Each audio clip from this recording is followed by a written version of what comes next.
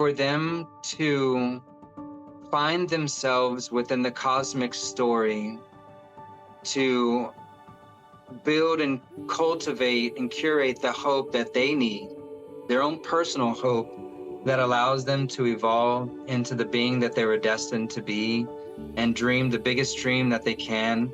Because part of this journey is, again, why I'm here, is to show this huge magical story. And you each have that magical story, and to really refine and define your dreams and where you want to go, and just know that those possibilities are absolutely within your grasp. They are here now, and you just need to, just clean your eyes away a little bit and see your reflections, assess your situation, and be the change that you wish to see, and then watch it resonate back to you.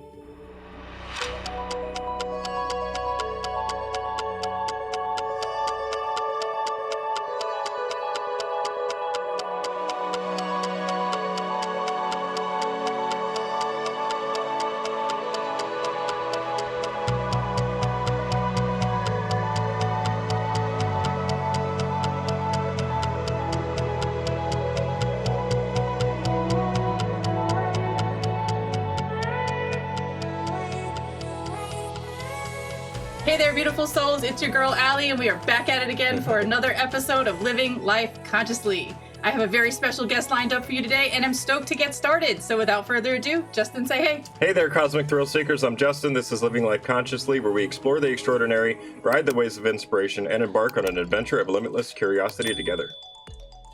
And I'm your co-host, Leslie, also known as Light Being Love, an eternal spiritual being having a temporary human experience. And we're here with Harold. Harold, would you like to say hi? Oh, absolutely. Thank you guys for having me here. My name is Harold Hoenow. That's the new and upgraded name. And I'm a practical spiritual advisor and community activist in San Antonio, Texas. And I am so delighted to be here. Well, we are so glad to have you. So thank you for sharing your time with us. I appreciate that. And for Absolutely. Our audience, in this episode of Living Life Consciously, we will dive deep into the world of Harold Hoenow, or Hoenow, a true visionary who's making waves as a practical spiritual advisor, community activist, founder of Infinite You Wellness and Synergy, and co-author in the book, The Beings. In the book, The Beings, he shares his out-of-this-world experience with readers and with us. As a practical spiritual advisor, community activist, and the visionary behind Infinite You and Wellness plus Synergy, Harold empowers people to discover their unique gifts and create a positive impact on the world. From transforming his children's school into one of the healthiest in the nation, to crafting mesmerizing orgonite pendants and leading sustainability initiatives in San Antonio, to flex that, show that off. Yeah. Harold's journey is a testament to the power of purpose and passion. He travels to magical places, exploring hidden ancient secrets, decoding symbols, and connecting with others in the quest for life's deeper meaning. Born on 11/22/77, love those spiritual numbers, at 11 p.m., Harold's life is filled with synchronicity and spiritual awakening. Overcoming a drug addiction in 2005, he had his spiritual awakening at 33 years old and has since been a beacon of hope and transformation for many. Harold, thank you so much for joining us today. We really appreciate you sharing your time. Absolutely. Again, it's a pleasure to be here. A lot of cool things, right? Yeah, that's definitely a resume I want to dive into. Can we start with your contributions to the book, The Beings, though? I see that it just came out on the 21st, which was 3 days ago. And I have to admit, I did not get my copy yet. So I don't even know what your story is, dude. Tell me. Oh, man. All right. So, the book, with any great project, you find there's hurdles and what we would coin as like adversaries or things we got to get through. So the book actually came out on the 22nd.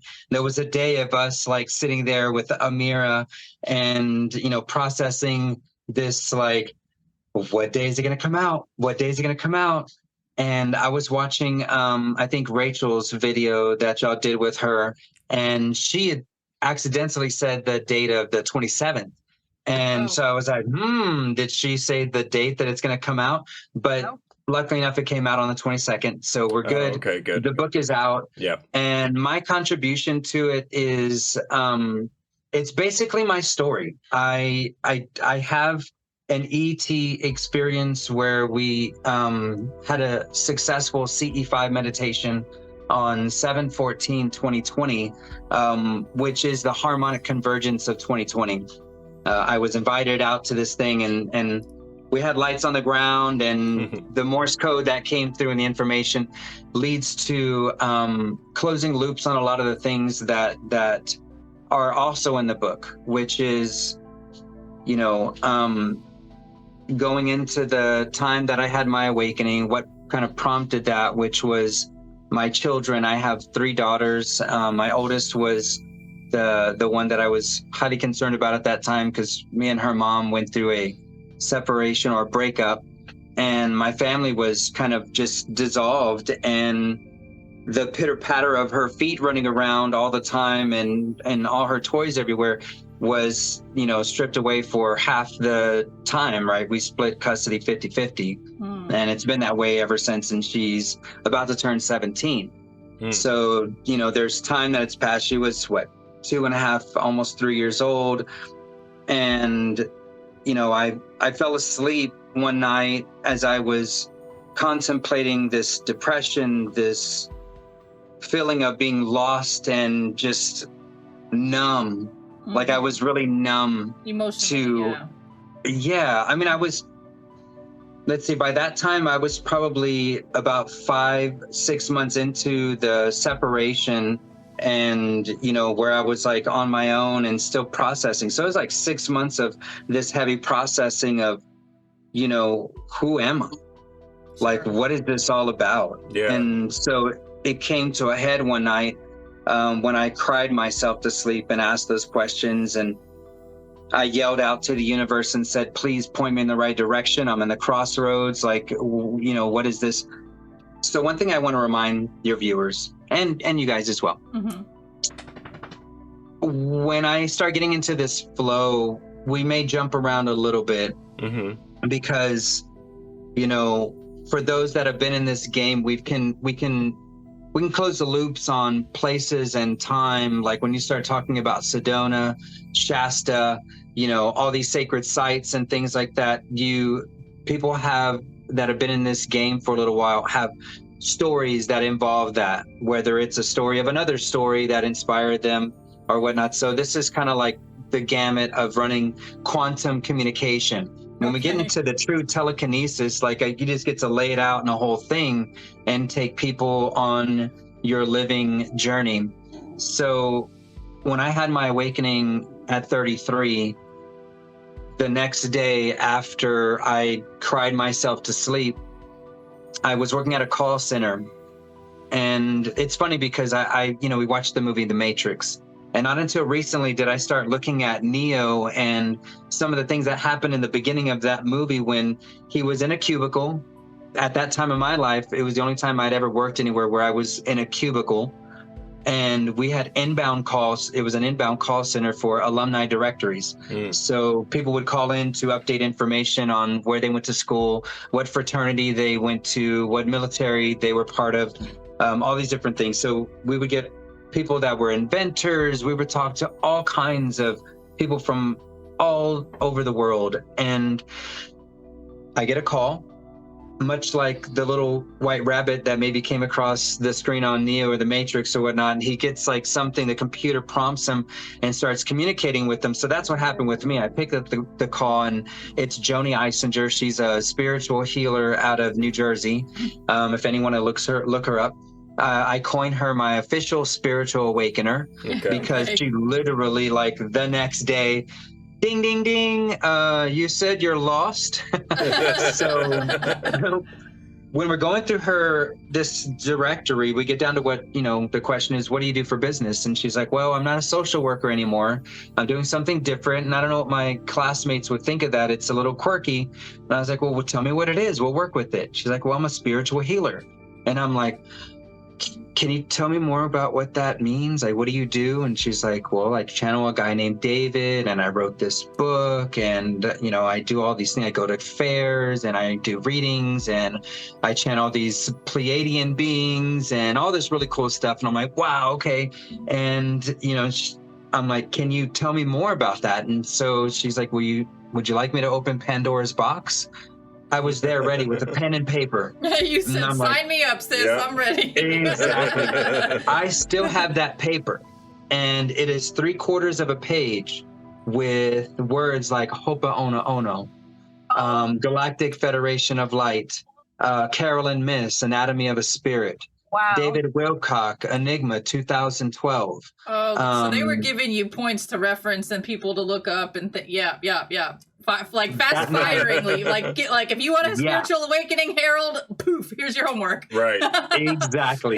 And come to find out, after I dive into my spiritual awakening and I start meeting people that are in this, and then people start talking about synchronicities and numbers, and then I'm like, hold on a second, my birthday's 11/22/77 at 11 p.m. on the dot. And hold on a second, I'm 33. Like, what's going on? Like, is this real life? Synchronicity. And Yeah, right. so I did a deep dive, and YouTube University was the thing, and it's slowly creeping back in. It's creeping back in because of you guys. Oh, that's awesome. No, for real. Like, they're where I'm at now, and looking at the etymology of what Harold is. Like, when you look at my name, which is spelled Harold, and you look at where it came from, the Germanic roots, which I'm half German. Okay. My father was born here in San Antonio in 1928, but my grandparents came from Germany. So they're like, my grandfather served for Germany, World War I. He wrote an autobiography that I can look back and see all these amazing stories of the type of person that he was. That's awesome. And, he even helped to, whenever the Alamo was going through some kind of renovations in the 1930s, they hired like worksmen, blacksmiths and iron workers and stuff like that to rebuild some of the stuff in the Alamo. And so my grandfather built like this iron sconce or like something that I don't think it holds a candle or something along one of the corridors of the Alamo. So if you ever go and visit and you go through one of the outside parts of the main structure of the Alamo, my grandfather built that iron work there. And also some parts here in the city that are known for being more prestigious, like Alamo Heights, and these places have rolling hills and there's trees all over, and the houses are $1 million houses, and some of the wrought iron fences in the older houses, he did that. And amazing stories on how this all happened for him, but I digress. Germanic roots. What's that, Leslie? I said shout out to grandfather. Yeah. Exactly, right. Harold Hoenow. An amazing person, built a house by himself, all kinds of stuff, right? So very cool. This is like German ingenuity. I sold a pendant the other day, and it's the 4th one to the same person, and he lives in Berlin. And he's always given me, reviews all 4 times and loves the craft. But I don't think he knows that he's looking at German craftsmanship. You should tell him. I am going to tell him that. I do. I was on the list. Send him this video. Yeah, exactly. Right. Yeah. So when you look into the Germanic roots of Harold, it takes you to Herald, Herald, as most are remembering. Hark the herald angels sing. So the meaning of Harold is multidimensional. Okay. One, it is heraldry. And so the person back in the day during like the medieval times, he would be the person that can decode the coat of arms, that sigil, that thing that the other family would have that had an eagle and how many arrows and all those, like that would be the herald's job. Okay. And he was also the person that can go to the other king and without any harm would be able to deliver a message. And when we take that into other parts, the deeper parts of this, and where I've been diving into lately, it's the messenger of the gods. And so when the gods get to a point of hearing the collective ask for something or cry out for experiencing the distortion in the field, there is I guess it can, I don't know this word too much, but something's wanting me to say an egregore. And I've heard it thrown around on TikTok, but I think what that is, it's like a collective intention. It creates like a being. And so in the same sense, when humanity is saying there's a distortion in the field and we thrive and want to see harmonic resonance within the place that we live and the beings that we are, there's an information that comes out, and it comes sometimes in the form of us. And I'm coming forth, and I'm trying to, really dive into this part, and it's big, and it's something that, I've cringed at when I've heard other people that are like, oh, I'm the reincarnation of da da da, or this and that, or whatever. But the more I live my life, the more I'm a messenger of the gods. And part of this story is showing, and what people look into when they start looking at synchronicity numbers, and they're like, I wish those numbers could actually talk to me and tell me what's the message. Like, make it plain as day. What is it? And I'm here as a walking, like, it's all in my, I cannot leave it. Nobody can take it away from me. Mm-hmm. It's not even an experience that I created myself. Right? I did, but it's a thing that you look at my birth date, and it's all right there. And those in the know would be like, that's a thing. I wonder what that means. And I have found myself. And through this spiritual awakening, part of the process was to go forth into the places that I'm being called to.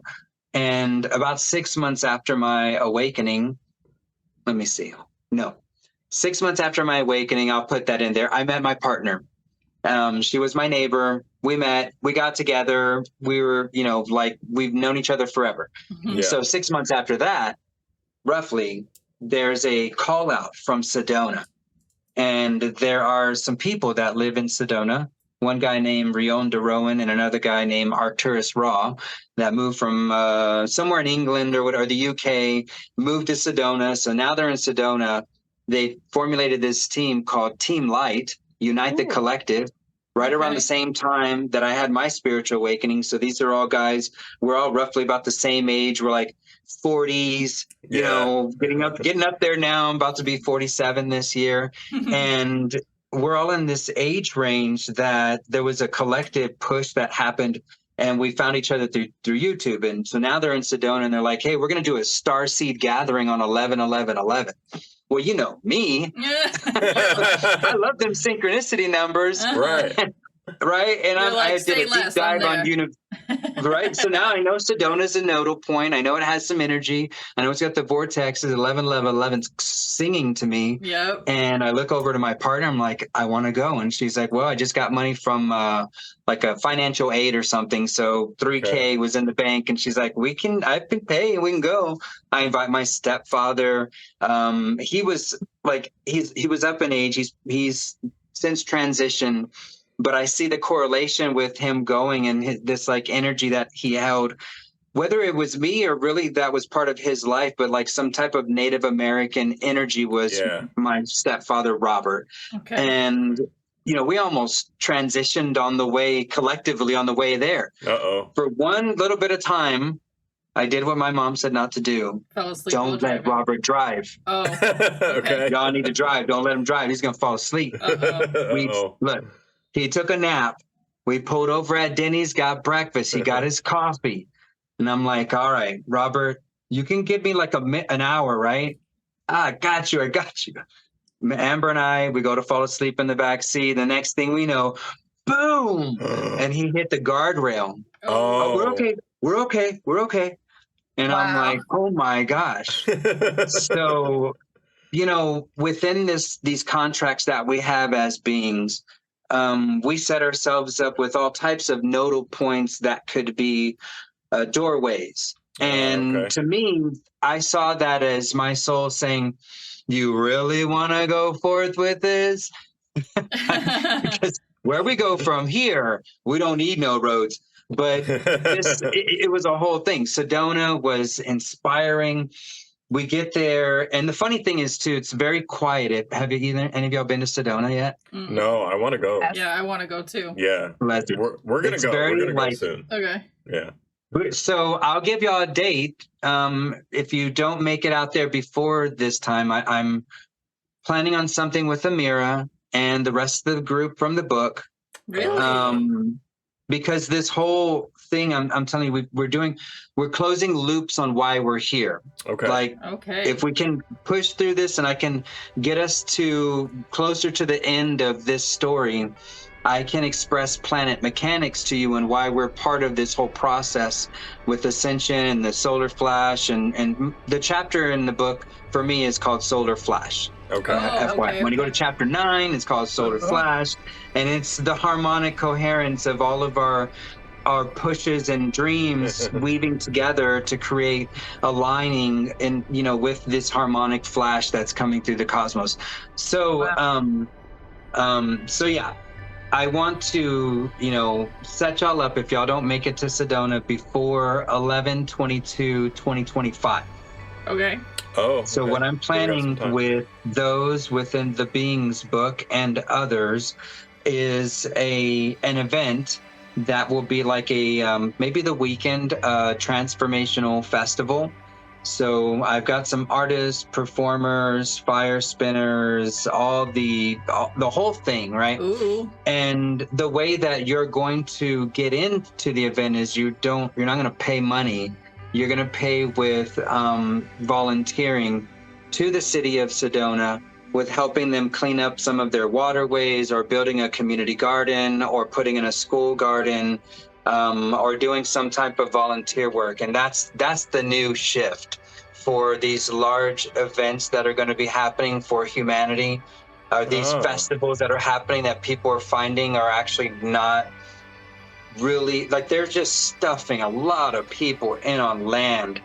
And if you watch any of these videos of Tomorrowland, Bonnaroo, Burning Man. Well, not Burning Man. No. Burning Man's a little bit different because they have a whole crew that goes in and sweeps the land and makes sure there is nothing left behind. No trash. They call it mooping, and I forget what the acronym actually stands for.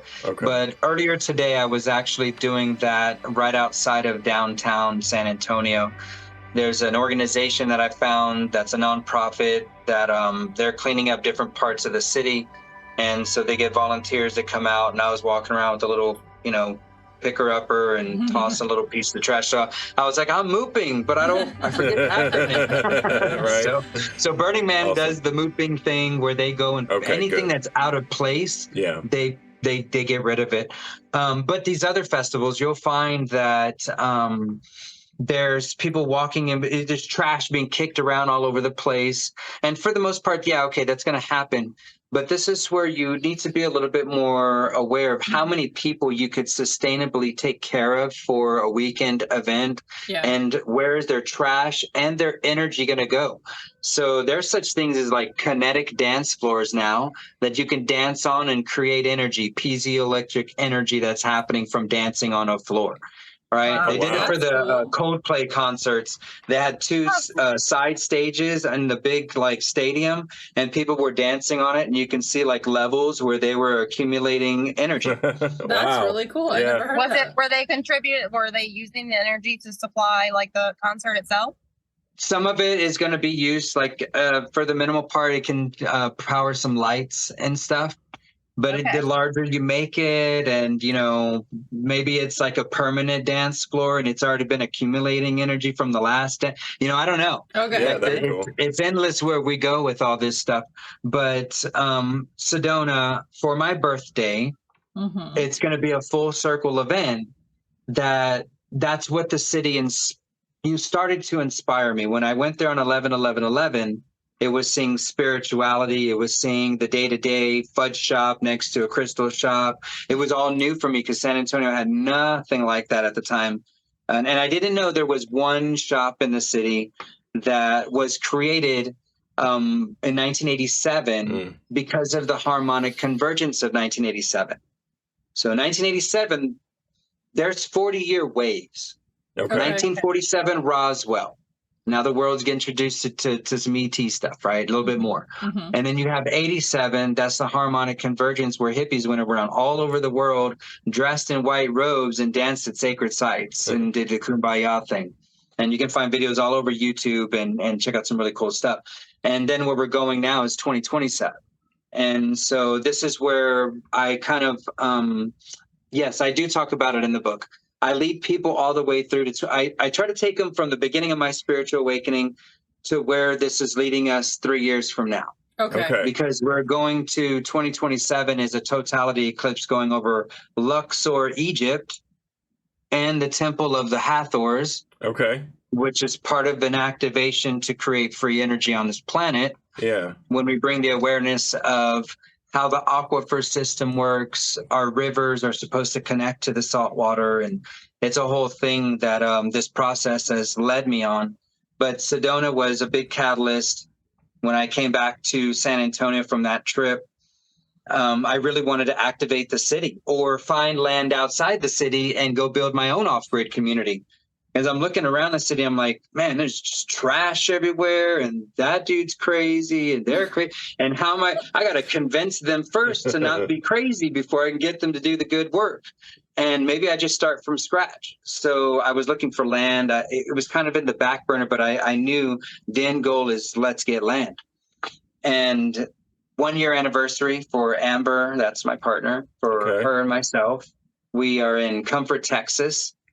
Celebrating on 7/11. That was, we figured that was around the time that we officially said, you want to be my girlfriend? You want to be my boyfriend? And so that's what we were like, yeah, we love these number games. Let's do 7/11. So 7/11, we're in Comfort, Texas. The next day, we're driving towards Fredericksburg, Texas, because it's a little bit larger town. They got a really nice main street. On my way out there, I see this 753-acre for sale sign, and I'm like, looking around. I'm like, hill country, beautiful. This, like, I'm already loving the scenery. I think this may be the spot. So that was also like in the back burner, where that land, every time I drove out there was like, oh, is it still there? Okay, cool. How am I going to get the, and it was always like, how am I going to get the money? I didn't even know how much it cost. And he was going to be like millions. And so there's another thing on the back burner is like, we need gardens in schools was started like really coming out. So land is on the back burner. Sedona and integrating all that stuff, and how do we put land in and be sustainable, and not just sustainable, but a thriving community. So where's our water coming from? What kind of shelters are we looking at? So I started investigating earth ships, hemp houses. I love Earthship. Yeah. Right. All the things, I was thinking of the Taos community, and I was wondering, have you heard of it? I just didn't want to interrupt your whole thing. I think it's great that you mentioned Earthship. If you give me some time, I want one. Collecting all of our, your dreams, like all these things are like nodal points that we carry within us. And when I mention, or you mention something like that, it rings a bell. It creates a heart spark, and that creates a synergy, like our hearts start to do this infinity weaving. And this is where on the quantum level, we're dream weaving. And when I speak about these things, and when I say that in order to come to that Sedona event that we're putting together in next November, you have to give back to the community. Part of the process of that is eventually you're going to help build an Earthship on a high school campus, right? Wow. Like, why not? Yeah, why not? So our children should know exactly what they need to be a thriving being, not hanging off the teat of some system that does not know their name. Right? We've been in this, we've been lost in the sauce for so long. This is why I'm saying, I am a messenger of the gods. I've got some codes and I've got some information, because they're supposed to come through harmonically and resonate from me to you, and close a wave function, right? There's like wave functions just collapsing all the time when we become symbiotic in our dreams. So Earthships are amazing, and everybody should Google an Earthship and look at how amazing they are. And it's totally like off grid and just spectacular. But it's like and a I'm living, wondering breathing how being. it manifests you being in for your human design, or HD being a manifesting generator. I think you said before we started the show. If that, I mean, obviously I'm not totally schooled in that and what exactly a manifesting generator does, but it seems like it would be doing what you're doing. It is. It's the person that has a lot of different plates spinning at one time. And Isn't that what you were? it's the person I that think so. I think sometimes that's what is he was. projects. All over the place. In all different various forms of completion, too. That's what I was about to say. You've got to be comfortable with like 25% of them ever coming to full fruition. And, we get very frustrated because we push the rock up the hill, and you're like, really? I'm gonna let it go. So I gotta let the rock go. Oh, I built the rock, Yeah. So it's that thing that comes with knowing who your partners are, who your community is, and how they can help us with fulfilling those dreams. Because my partner, she's a projector in human design. Now her energy is more focused on assisting me. Projector and manifesting generator. That's what I am. Okay. I'm a projector. I think I gotta go back. Oh wait, if you're a projector, then I'm not a projector. No. I'm a manifestor. I don't know. I gotta go back and look at the video. I don't So remember. I'm sorry. let me find out. Sorry. Who loves their sleep? I do. You're not. No, you're not. Justin, you're not supposed to do that. You're supposed to be like, I could do 5 hours of sleep. Get up if I'm inspired. I can go at it again. That would more or less. That's the way I used to be, but I recently turned 40, and for some reason I am tired all the time. Like I can't explain it. I don't know what's going on. Well, the other thing with that too is this solar flash, this amount of information that's coming in. Because I've been like that too. I've actually resorted to, I take naps every once in a while. I've been dealing with back spasms and pinched nerve, and my hand is actually like still numb. Yeah. So we're all going through it. It's like how much light quotient can your being take? And the solar flash, what is light? Light is information. So how much information can your being take? And, give it up to them. They fed us with a bunch of junk food. They fluoridated a lot of things. Like we're not in the optimal way with our physical vessel and our wherewithal at all. So it's affecting us in ways that would cause our energy body to say, like, you go to sleep, let me help you out over here, because it's easier for me to embed that information. We could just take a little shut-eye, buddy. We're gonna be all right. Wake up with sleep paralysis. What are y'all doing? Like, don't worry. Take it in. So I work the night shift, and I don't get off until 2 o'clock in the morning. So when I come home, I still have to wind down. I normally don't end up actually going to sleep till about 5 or 5:30 in the morning. And then I wake up around 12, to 1 o'clock every day. So I don't actually get a full 8 hours of sleep, Right. Your circadian rhythm is just kind of thrown off as it is with that kind of a schedule too, right? Like you're not going with the sun and the moon in a sense. He's on the opposite schedule as the sun and the moon. Right. Unless you count the moon as his sun, then it works. So look, I'm going to retract real quick, take you back to about 2014 when the inspiration led to the garden and stuff, and I started working with my children's school, helped them with the garden program. They became the 7th healthiest school in the nation. There were some things that happened there that they did on their own. I mean, there's life, there's death, there's there's all kinds of things that happened within the creation of this school to become what it is now. Okay. Like 20 years before I approached the school, a friend of mine was shot and killed by a police officer, running away from an officer. He did a lot of cocaine. Cocaine's a hell of a drug. Kids, stay off. James. Don't be snowboarding around there. No. But this is back in the day. And so, there was a karaoke bar in the neighborhood. Okay. And someone was attacked over there. And so there were supposedly Hispanic guys in the neighborhood that the police were looking for.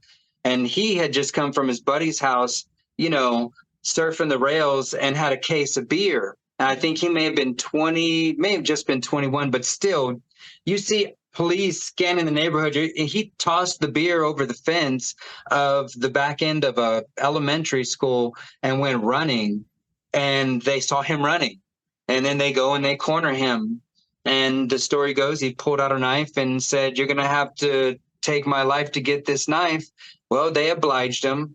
And he transitioned at that school, and I found out about it the next day. Funny thing is, we were actually not friends at the time.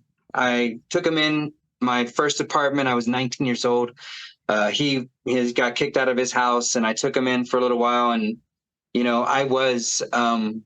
I was dealing stuff, so I don't want to say I laid blame in his addictions because he was already. But I was slanging, marijuana, and I was young. I was a businessman. I was an entrepreneur. Yeah, right. Right. A street pharmacist. So I found out he was breaking into my room and taking stuff, and I'd come up short, and I'm like, "Hey, man, are you like coming into my room?" And no, I'm not. And then one day I caught the evidence and I kicked him out. And so nobody within like our immediate friends group, like were hanging around with him. So he was going through some type of depression himself. So I don't know if that led to him saying what he said to the officers. Okay. You know what I mean? Yeah. So there were, just to give you a little bit of context of where his mental capacity may have been, not saying that's what he did, but that may have been why he said what he said. But fast forward. And he's come to me in dreams many times, okay. And it affected me in ways where I woke up crying, where I'm like, why am I crying because of that? And so I felt the importance of our relationship somehow, right? Yeah. And so, I moved away, got married, got hooked on heroin, came back, got cleaned up, had my child, had my awakening, had another child, all these things, right? And now we're in this neighborhood that is an elementary feeder school to the high school that we all went to. Okay. So I'm in the area of where we all kind of grew up. Yeah. So when I'm looking at gardens as being a way to like bring communities together, I see an empty lot. I knock on everybody's door, I find out who owns it. Next step, I go to the children's school. It's a block and a half away. There's a cool walking bridge that they can cross that goes over what used to be a natural creek, but I call it the ditch now because that's what the cities do to these things. So all these really cool things. I'm like, man, this would be great. They can paint murals. They can walk across the bridge. And here's this amazing space. They can grow food. And I approached them and they said, Harold, what an amazing idea. We just won $20,000 from a San Antonio Spurs team up challenge, and we're about to build our own garden. Wow. And I was like, well, let me get rid of my plans. I mean, you got the money. Yeah, right. So I got rid of my plans. There's another one of those ideas and projects I had to put on the back burner because that never came true, right? Yeah, okay. Even that 753 acres that wound up getting bought by someone else, and that land never is the land. But they all like close loops on the totality of the story. And so the school did a lot of things when I wasn't there. And so I take that as Eric, my friend that transitioned at the campus, that he created a doorway, a portal from the physical to the spiritual. Oh, and okay. I feel with the codes that I was now awakened to and these ideas, and having beings that were kind of in the same space with the coach and the principal and the faculty saying, you know what, yeah, let's get rid of the junk food from the school and let's put a garden here. And yeah, let's write a grant for a water harvesting cistern. Let's get more money and put a composting system at our school now. Yeah. And so they just kept going. And I'm like, so now that the 7th healthiest school in the nation with all these amazing things, Tower Garden, taking food from the garden, putting it in the school. Love that. I grew up studying agriculture in high school. So for me, you're speaking my language. I'm like, community gardens, yes. Group projects, yes. Right. Taking the stuff you grow from the outside of the school, bringing it inside, yes. Yeah. Yep. I was this close to getting a 6 foot tall copper Nubian pyramid to put over half of the garden bed to see if it would affect plant growth. Now, I didn't go to them with that as the notion. It was going to be a sculpture. Yeah. They're like, oh, you got a sculpture you can donate? Yeah, I got a sculpture. And we put it right over the food, too. Right, there you go. You know, children walk by it and they're seeing all this growth happening as opposed to like the other side. So I was going to bring in these ways to bring in the light, bring in the information. And, where we're at right now, we are in the midst of a solar flash because, on a higher realm, this is happening like that. And so all this information is coming in these higher planes of existence like that. So that would look like a solar flash. Yeah. And so that's what's happening right now. And we're using we got to use a lot of discernment. And you guys are doing a really good job of getting like cool people that, again, for me, when I go listen to these different people that you've interviewed, I can bring my thread and like tie it into one of their stories and be like, dude, me and you, like Philip, like that's why you were saying that. I believe that's the same. We resonate with that. Right. And so we're like that. We're trying to weave the commonalities amongst all y'all's stories, basically. So I love that you said it like that. Connect the dots. Yes. Well, I always mention my murder board, how you have the pins on the board and you tie the string and you connect them all and you're like, ah! Yep. We do it in all the different ways. And I have a podcast too. It's Practical Spiritual Advice by Infinite You. Okay. And right now it's mainly just me, and sometimes Amber will jump on there and offer her side of the story and some of her advice because she's really grown into herself. But I want to interview all the people from the book, specifically just them, and call it a series called Connecting the Dots, because I can go through their stories and take notes and be like, yeah, when he said that, when she said that, when they were over there, when I was over here, and then recap with them and see why, maybe some deeper intentions, into those things, or maybe they can look back again and almost like reading a book for the second time, offer a different perspective. That would be very cool. That would be very interesting to watch. Yeah, for sure. So send us the link when you do that. I hope you please, continue and do that. Yeah, I can't. I know, right? Not let that be one of the plates that just falls off in secret. Yeah. Oh shit! There it is. All right. I have a lot of those actually. Yeah, exactly. So we got to be okay with that. So I'll say yes. Yes. I'll say yes. It's part of the intentions. It's there. It's on the board, right? Okay. So one of the things I wanted to kind of push through real quick is the next part of the story with this, for me, that's in the book, is where we get into the rewards of doing that practical application of my spiritual awakening. So this is where you get into my title. I'm a practical spiritual advisor and community activist. Okay. So I take what I've learned and all that's me and what I know, and I assess the situation around me, and I say, okay, all right, I'm not going to keep my eyes closed in a kumbaya meditation all day. I'm going to open my eyes, stand up, and look around and say, oh, this is dirty, or this needs to be realigned, or people need to know about this, and we need to integrate that. So I did that with the school. We got rewarded. And then in 2018, the world-renowned philosopher Stones came into my life.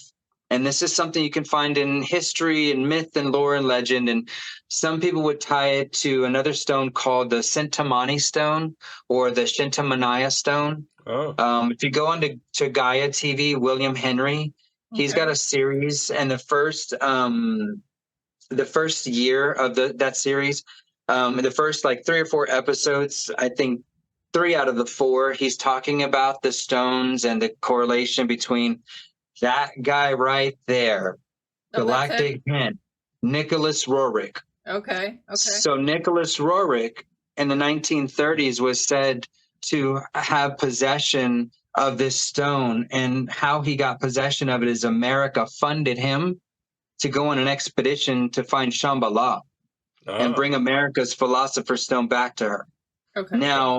Now, if you look at the official story, he was looking into crops that would be drought resistant, because we were going through the Dust Bowl during that time, right? And we're also going through the Great Depression during that time. Now, whatever happened, when Nicholas Roerich came back, an organization was created called the WPA, Works Progression Administration or something. Now, this was enacted by FDR, and it got us out of the Great Depression. They hired artists, builders, and they hired so many people to build the roads, the bridges, some of the Capitol buildings, some of the schools, dams, all kinds of things, and got us out of the Great Depression. Here in San Antonio, they funded the San Antonio Riverwalk. So the San Antonio Riverwalk is called or is named one of the crown jewels of that project because they got the most done with the least amount of money. Now, there's this word crown within that, right? The crown jewel, the crown chakra. San Antonio, for the last 20 years, has been the 7th largest city in the nation. San Antonio. So since I had my awakening, I've been calling it the 7th tone.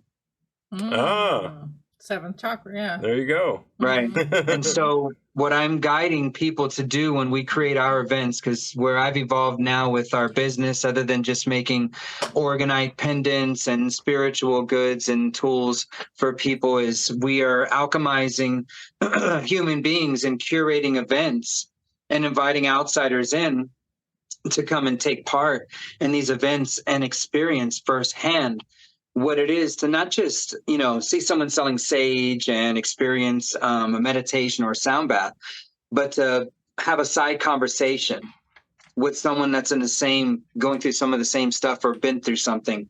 And I see in my events, these side conversations and communities are built, friendships are created.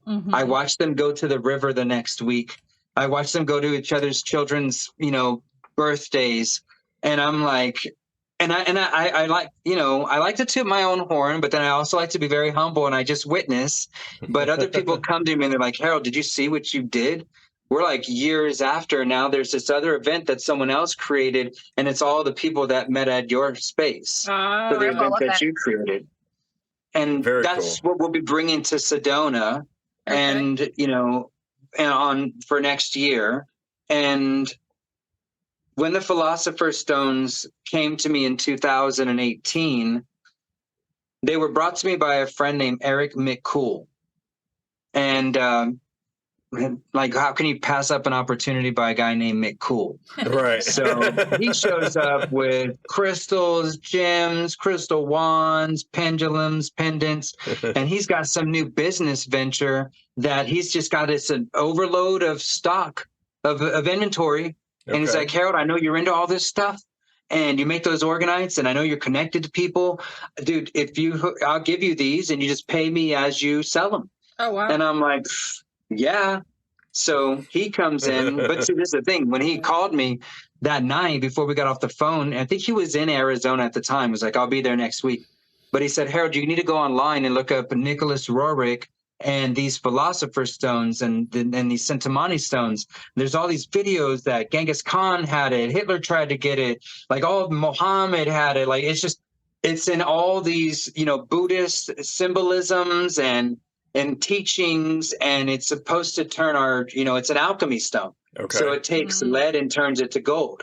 What it also does is it takes your dreams and turns it into reality. Okay. Wow. Like manifestors. And so these stones have been planted.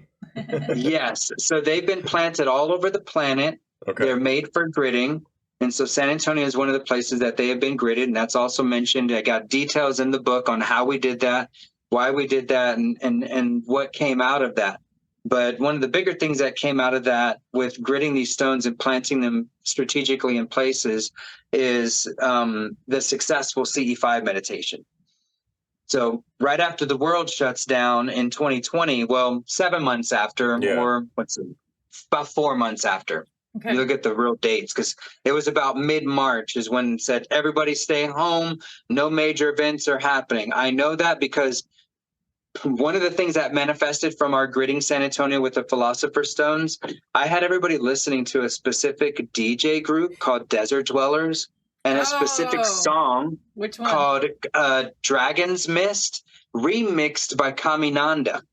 So I picked it out maybe a couple weeks before, and my intention was, you know what? If we're going to be spread out, because I had everyone strategically about 6 miles out from downtown San Antonio, north, south, east, west. Right? Yeah. And that's where I was and we weren't even going to take orgonite. Like I was making it. My guys are like, nah, you don't even need no orgonite. You're just going to do it as human beings. Your heart is the key and your dreams are the da-da-da. And I'm like, okay, but how do I sync them up? Yeah. Let me pick out a song. Yeah. We'll press play at 11:11 on 11/11/2018 because you know I love my numbers, right?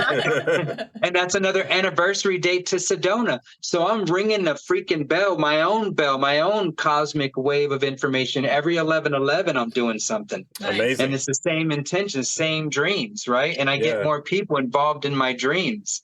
And it's crazy, right? But I'm literally giving hints on how people can grid a territory. You don't even need the Philosopher's Stones. They came to me and I did it. You don't need them. You can go get your favorite friends and say, let's go to, wherever you live, and just position yourselves in whatever feels good. It doesn't even have to be north, south, east, west. It could be triangular. It could be whatever you want. Whatever feels good and makes you feel like you're having fun. Okay. And you're like, I'm a ninja, I'm a Jedi, whatever you want, right? Mm-hmm. And take your funnest things out there with you and do that.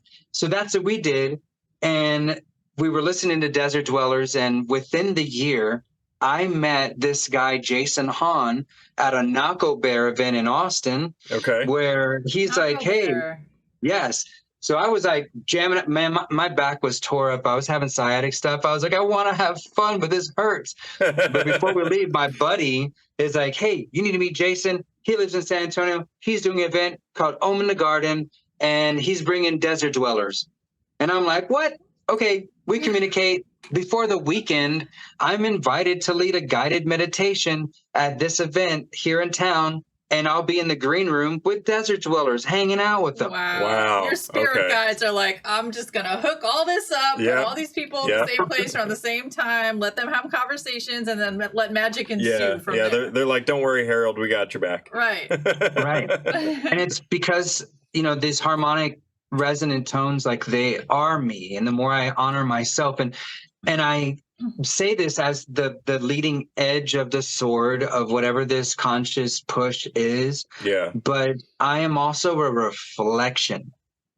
Like, just I like that. Freaking breathe that in.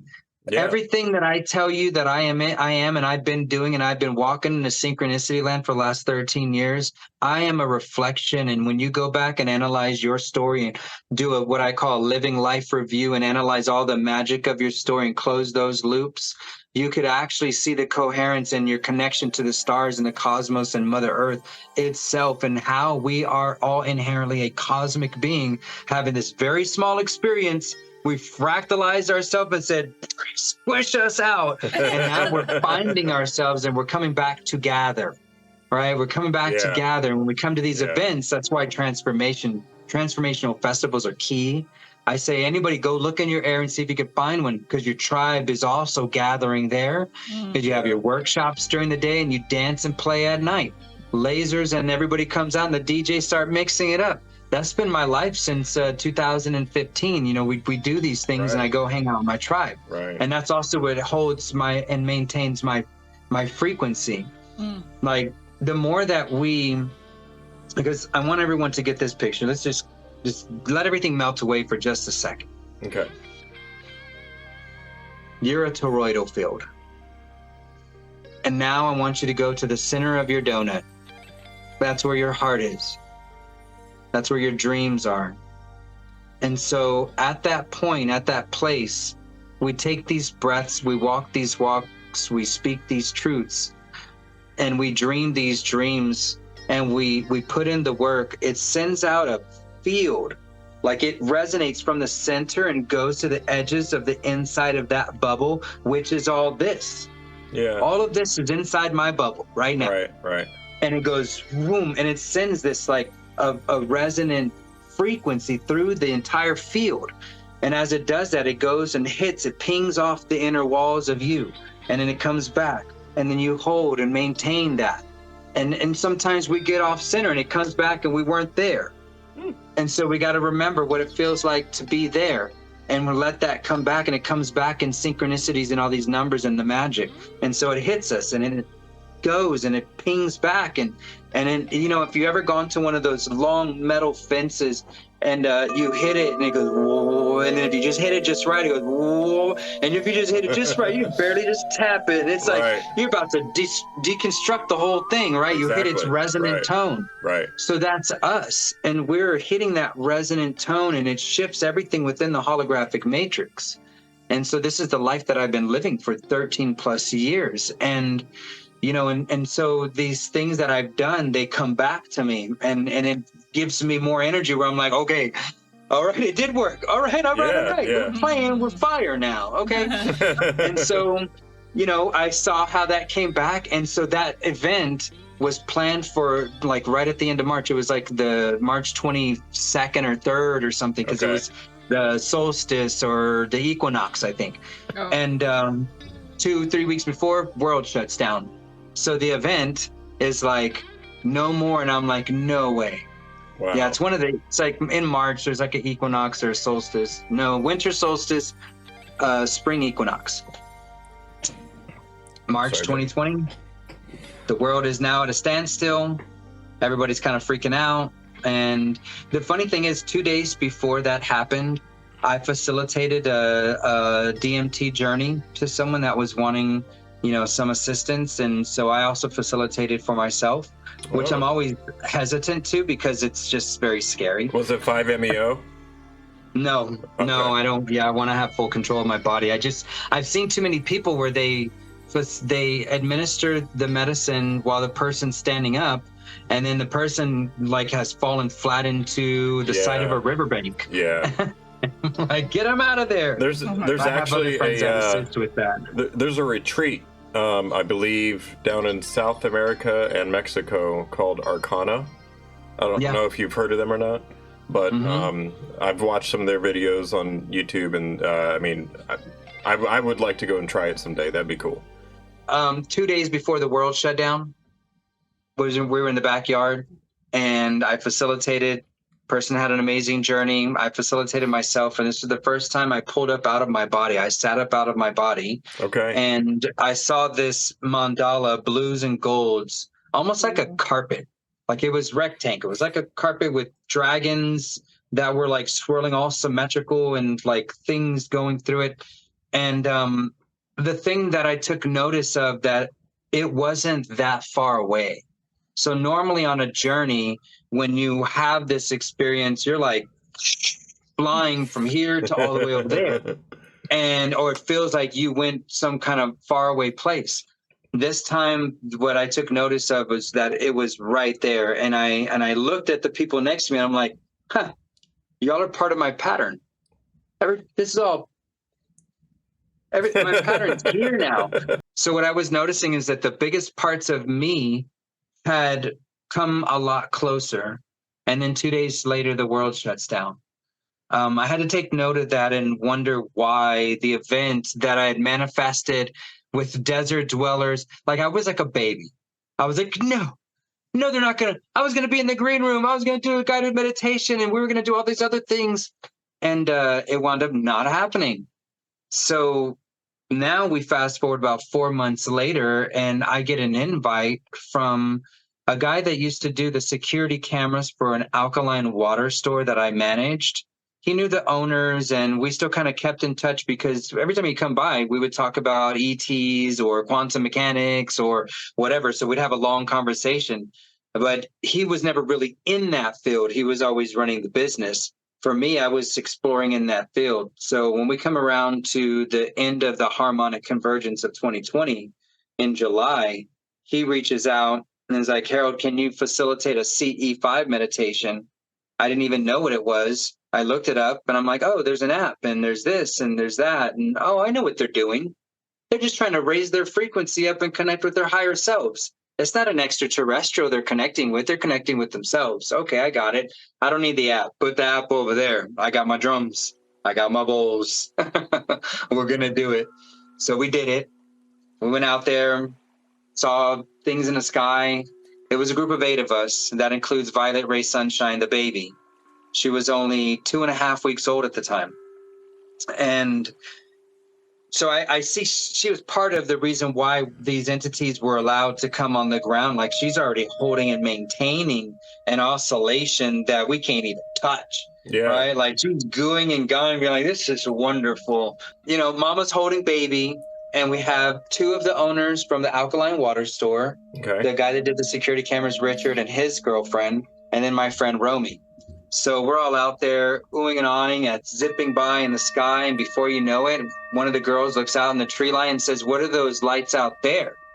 And we're like, what are those lights out there? I noticed the lights a few minutes prior, but the way my conscious mind equated those lights was very not logical, and I dismissed them. Okay. So after she says something, I'm like, that's right, those bright white lights.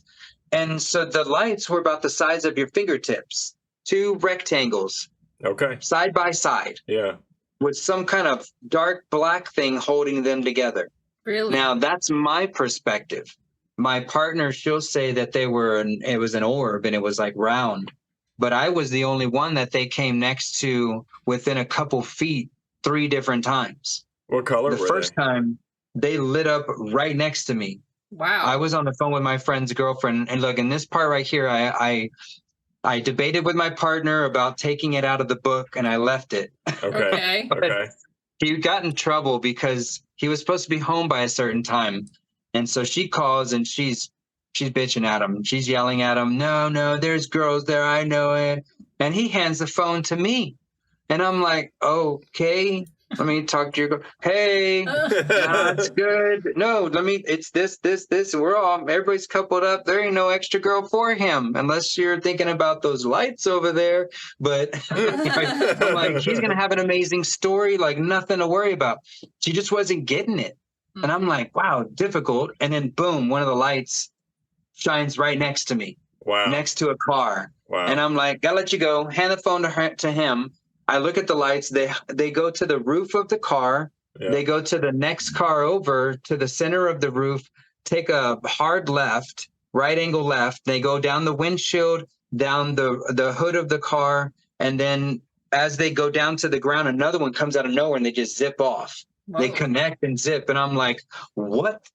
Okay. A little bit later, we're back by the cabin. And I'm talking to Romy. I'm like, dude, what's going on? How is she? Oh, man, she's still mad, da-da-da-da-da. And we're talking, and then another light comes. It comes towards us and lights up. Another blink towards us, and then back. Wow. And I was like, I'm not going. I'm not going to go. Mama's over there with baby. I could tell she's already freaking out and doesn't know what these lights are, if they're good or bad or whatnot. And so that was our experience. It was like Morse code. They were flashing at us, and I got an intimate experience with them multiple times. Wow. And it really was like they wanted me to go out into the woods with them.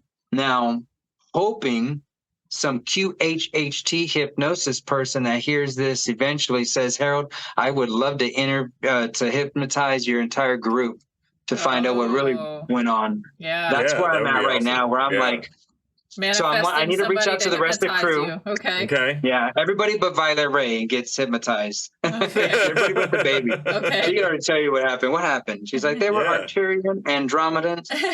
But that'd be cool to go do a CE5 with you. Yeah. Yeah. Well, what's that? I said that would be cool to do a CE5 meditation with you. Allie and we've been actually doing CE5 every week. We were doing them every week for the last 2 years, but recently took a break. Recently, we've knocked it down to 1 week and a month because our schedule's been so busy lately. Is it just y'all, or y'all getting other people to come out with y'all? Oh no, it's other people. It's it's all online though. We don't meet with anybody in person. We do it all throughout Discord. Yeah. Yeah. Okay. Matter of fact, when you were talking about making the grids with your people and y'all are going in separate places, and your body's basically being the crystal, for lack of a better word, or the source for the energy. But that's how I visualize it with us when we're doing our C5s. It's online, so we're remote in different states, different countries, all over the world. And I visualize the grid that we're creating, when we do this. And it's really neat. Yeah, it is awesome. It's like our higher selves connecting with, galactic beings of the highest love and light for the, highest and greatest good for all humanity and beyond, so. Has anybody had any success of seeing anything or capturing anything? Oh yeah, numerous orbs of light in the sky. Yeah, it seems like Yeah. different people, experience in different ways, and Yeah, they do. that's a bit difficult on like Right. what you experience and how you experience it. Well, Right, that one guy with Dr. Greer, where the ET was standing right next to the guy's head and healed his hearing, Yeah. like you wouldn't expect that. That was the thing too. We were looking up in the sky, thinking we're looking for UFOs and forgetting that we're doing a close encounter of the fifth kind. Right. They can Want come to have to some you. actual? Right. They're like, Yeah. hey, we're here. Turn around. We want to shake your Like hand. that. They're like, no, hold on. I'm looking for your spacecraft. Yeah, right. Yeah, exactly. I'm trying to find out what kind of car you drive first. That's funny. It's like newbies, but with the right frequency and idea. Yeah. Like, I love how you just kind of did it your own way, and I think it's perfect. Yeah. We've attempted again, and we were not as successful. The second time we did it, there was something that zipped from here to there, but we didn't have anything on the ground. So I'm wondering what type of alchemy needs to be created for the experience to happen. I would like to, even go back to that same property with the same group. I do know some of their human design types. I don't know everyone, but now I'm like, my wheels are turning. I'm like, hold on, there's more data to be had. Yeah. I think put them together on a spreadsheet. Right. Right. And the thing is, this place is in that cosmic X of the two solar eclipses. We were in an X marks the spot for two cosmic alignments. Is that what you sent me the map of with the two? Okay. Right. Okay. That's what that map is. What I discovered the next day. Yeah. That was the set of information that they said, look here, son. And I looked there, and that property I had been eyeballing since 2012, that it was bought and sold. The reason I know that is because that next day I was inspired to go see if the property was still there. It was about a 20-minute, detour off the route, but they put Amber and Baby asleep in the back seat. I look back and I'm like, they're crashed out. Detour. I went to see if that property was there, and I drove past something selling 5 to 10 acre lots. My heart sunk, and I said, oh man, where do I go now? I'd been thinking, but I actually didn't even have that much information. I didn't know the topography. I didn't know all the details. So pull over to get some peaches in Fredericksburg, and I do a little Google search to the two solar eclipses. That another one of those things I kept on the back burner because of, someone saying, hey, come with me to Patagonia 2020 solar eclipse. And, at that time I was like, no, I don't have the money and I have no passport, not going with you. Sorry. I wish I could, but I don't think I'm gonna make it. But my guides were like, but go find out when you're going to have your own solar eclipse. And I'm like, oh, yeah, I should look this up. Solar eclipse, USA. And then it's like, boom, 2023, October 14th. And I'm like, all right, solar eclipse totality, 4/8/24. I'm like, man, there's another one comes in my neck of woods 6 months later. That's pretty dope. Yeah. And I didn't recap that until the day after the flashing of the Morse code with the CE5 meditation. Wow. And so that led me to looking at that map, which I discovered. So what I was expecting to find was 2 different solar eclipses. On my phone, I was going to have 3 different tabs open and then a Google's map and try to look at it all. But that map I sent you, that popped up where the people put it overlapping. And so where we were looking, we were on the edge. Where we had the CE5, we were more in it. Then I said, well, shoot, what's in the middle of it then? Yeah. And I found Utopia, Texas. It's an actual city in the middle of a cosmic X. Wow. And then I said, land for sale near Utopia. And I found Miracle Springs Ranch, 754 acres, 1 acre more than the property I'd been eyeing for 9 years. And it was in the center of 2 of the solar. So I was like, all right, guys, when you ask for it to be loud and they in your face. They gave you a literal map with a crosshair, dude. They said, yes. There it is. And it has only gone, bonkers from there. Because as a manifesting generator in human design, for me, it is optimal for me to be inspired by my gut. Like, when do I get it? Like, when I get inspired, do I feel my gut? Yeah. Literally squeeze. And what happens then is it shoots the information to my throat chakra so I can speak about it in a form of decreeing. Right? Like before there was the word, and that's a decree, and that's how God's put their information into the holographic matrix. It comes in the form of vocal tones hitting through this space. Vibration. And so I was inspired and I saw this stuff, and so I started following the signs. And we wound up staying at Miracle Springs Ranch on the weekend of 5/25/2021. I magically met the son of the owner as I was vending my wares at a bookstore, and I was telling this lady the story, and I was pulling up Miracle Springs Ranch on my phone. And as Google made me say it, I don't normally talk to my phone at that time. I do more now, but I had typed it in, and my nighttime mode on Google, it came back. It was default, like it was back to its white screen. The website was there. Okay. But it was strange to me. And I told the lady, I was like, look, isn't this weird? And I said, you know what? I'm going to erase it. You know what? I'm going to hit the mic. Miracle Springs Ranch. And this guy that walked right behind her goes, looks over and says, did you just say Miracle Springs Ranch? And I'm like, yeah. And he goes, that's my father's property. Oh, wow. Look, to the second. How good are they? Right. Because I literally was like, I typed it in, but to the second. You to like do all that. Yeah, so you would say it to get its attention. Yeah. Right. And you can't, like, these are things that I can't make up. Todd Daughtry, he was there. I don't remember the lady. I don't think we kept in contact, but he's part of the whole community. We did stay there, so I know his daughter. She runs the property. She was pregnant at the time. We went there. Her midwife was Violet Ray's midwife. Okay. So and Amber, she's had 3 C-sections before. So our natural birthing baby is like, you know, a long shot, right? From doctors' perspectives. Yeah. But we had her in that room, on that bed in there, right? Wow. Which she still sleeps on, right?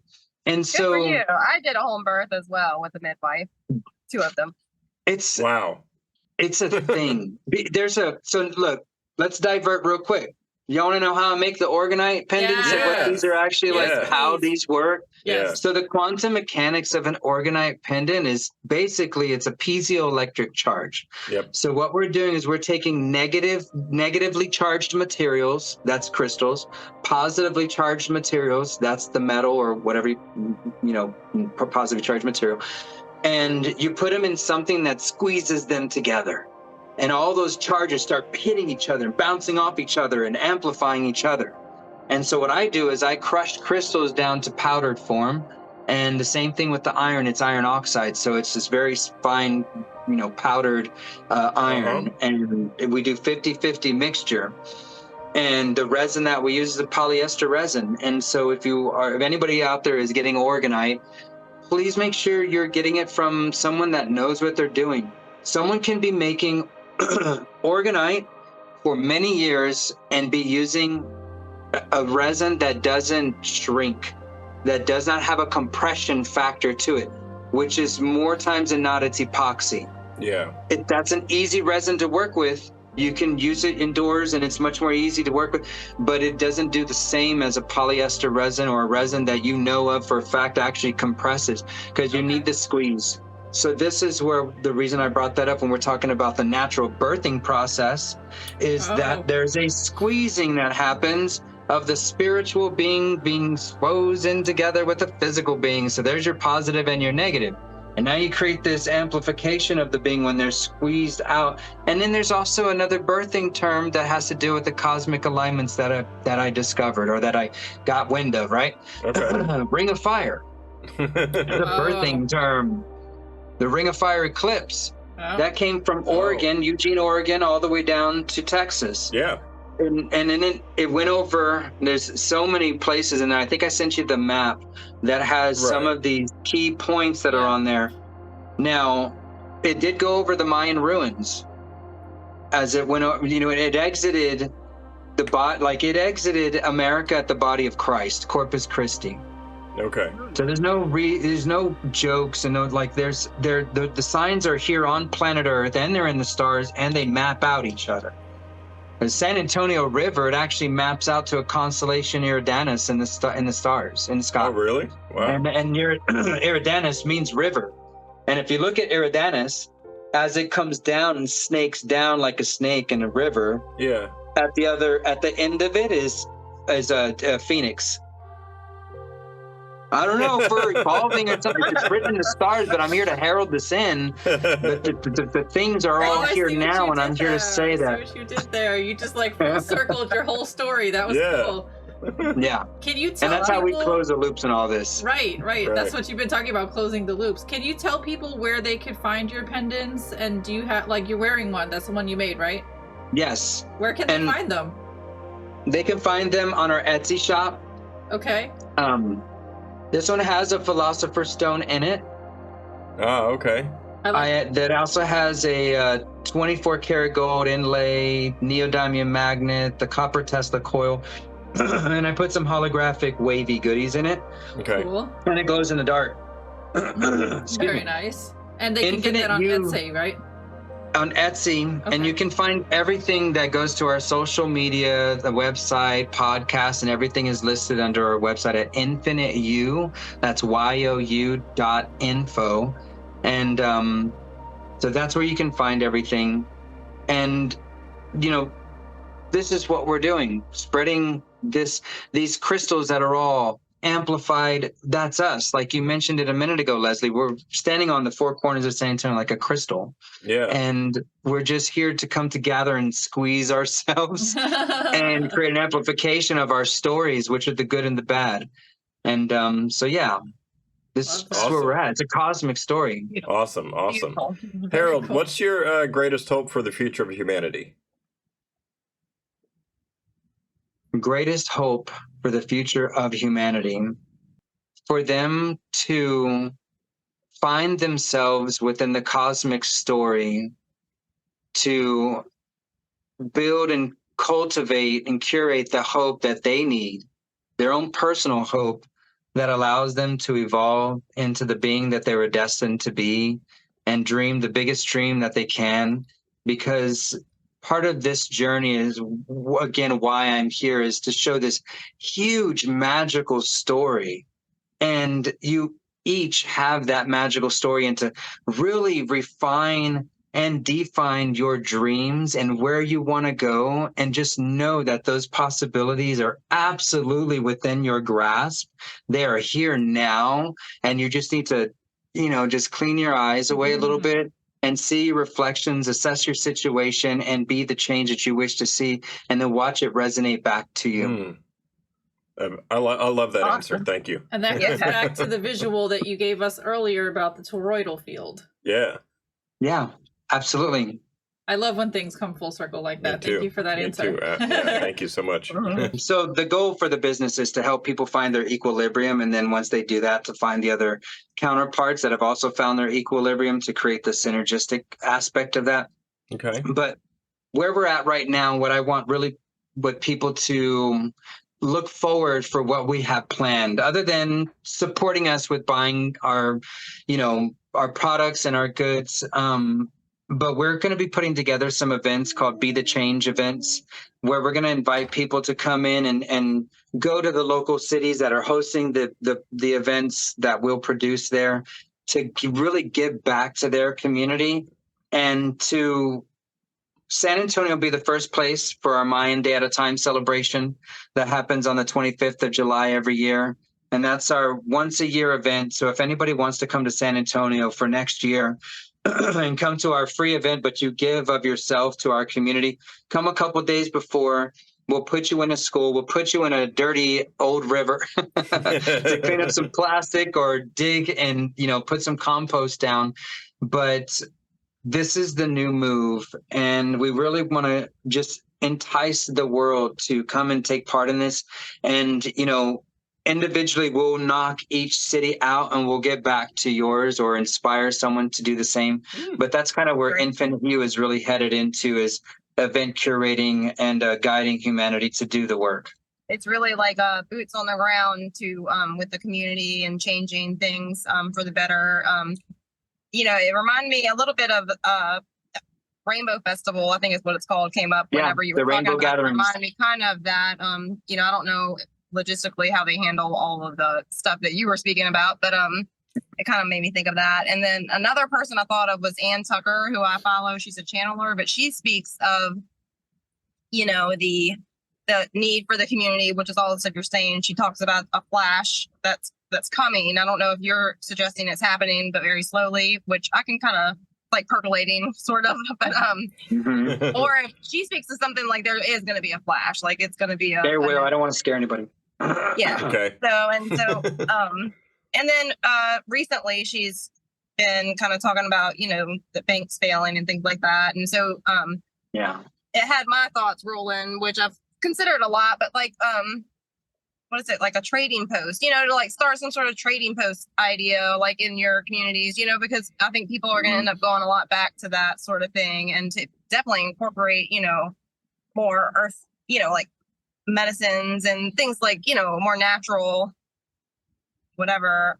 And then I was holding a lot of information in, I guess, through your talking. But another thing I thought of was, the schools and the lunches, public schools. It's just like awful. And recently learned, I don't know, pretty sure it's true, but that like the Department of Defense supplies the food to the schools. You are a projector. I'm picking up your thoughts. I see them before you speak them. Yeah. Yeah. So, the USDA runs. It's in guard of who they purchase their food the companies from. that have all this highly processed food, that have no nutrition. I mean, they talk about how they want, the kids to have nutrition, and it's just complete BS. But they're not doing it. Yeah. So it's just, it's awful. And the food just gets thrown away. The kids don't eat it because it's disgusting. It gets thrown in the trash, and it's just money being wasted in the end, and horrible for the children. So, yeah. So we applaud you on your efforts to help change that. Thank you. Yeah, for sure. And especially like, you could teach, you can hand really are like the boots on the ground. Like, I feel like we're like out in the ethereal because we're doing things through the internet a lot, but you're more boots on the ground making changes, which is awesome. And maybe we'll get there. Well, that's come and play at an event. Okay. Save your money. Okay. Just show up and spend the money with getting like an Airbnb or, a hotel or whatever. We'll have places that'll be discounted. And that's how the city gets to take some money in, but they also get to take your energy and like giving back. And then you get to come and dance, and we'll have sound healing and sound baths. So you actually get rejuvenated at the same time and get to meet your community. Yeah. That sounds that'd be fun. I'm down for some festivaling, that's for sure. And festivaling wasn't a word before, it is now. Harold, I've enjoyed this conversation. You are like a wealth of all these different ideas, but I love how you like have it in mind to bring it all back together. And I just love that you're sharing all that with our audience. And I'm really excited for the pendants and the things that you're making, so that like not only are these conceptual things, but like it's something physical that you could like use and work with. So thank you for doing that. You're welcome. And thank you guys again, from the bottom of my heart for the work that y'all are doing, and and allowing me to go off on my stories, and just to be able to kick back. Y'all were like, I could see how y'all were on a roller coaster. Like, where's he going now? Oh no. I was hooked. Yeah. I was hooked. I was too. I was hooked, like with it. And then that's part of the process with these. And if y'all wanted to add this to your repertoire in the beginning, you can even ask people to like, hey guys, you're about to get a lot of information. It's like dumping fuel on your fire, your little internal flame. And so when these people give that a mass amount of information, to remember to take deep breaths, as you need oxygen to fuel the flame. And so that would, create that inspiration like Leslie has right now to go start a trade. Like, that's perfect. That is exactly what is supposed to be inspired by these talks, is some type of action step. So now you are too boots on the ground. Build our ships everywhere. Everywhere. I'm excited for the work that we could do as individuals, and I'm excited for the work that we could do as a collective. Yes, I really appreciate this. We're doing this it is amazing. You guys are awesome. Thank you so much, guys. Yeah, absolutely. And for our audience that's still sticking around, please do us a favor and smash that like button, click subscribe, ring our little notification bell, drop a lovely comment down below, and share this video with your family and friends to help us spread the good word. Much All right, love. much love. Peace and namaste. Namaste.